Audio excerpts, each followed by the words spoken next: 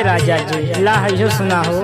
हमसे ना सहाय है जेठनिया के बोलिया विदेशवा गइला ना और विदेशवा गइला ना छोड़ी हम के अकेला मां विदेशवा गइला ना छोड़ी हम के अकेला विदेशवा गइला ना छोड़ी हम के अकेला विदेशवा गइला ना।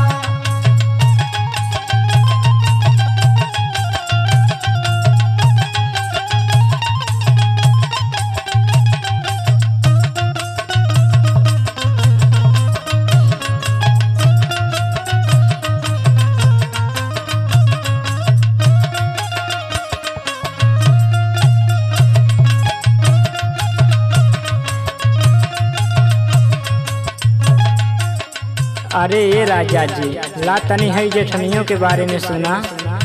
अरे हमारा से दिन रात कर ले झगड़वा कर ले झगड़वा हो कर ले झगड़वा कर ले झगड़वा हो कर ले झगड़वा।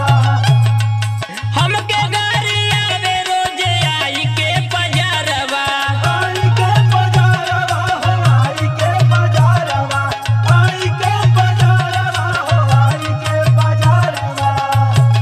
हमारे हमके तानवा हो गाड़ी के तनु कामवा विदेशवा गइला ना और विदेशवा गइला ना छोड़ी हम के अकेला मां विदेशवा गइला ना छोड़ी हम के अकेला विदेशवा गइला ना छोड़ी हम के अकेला विदेशवा गइला ना।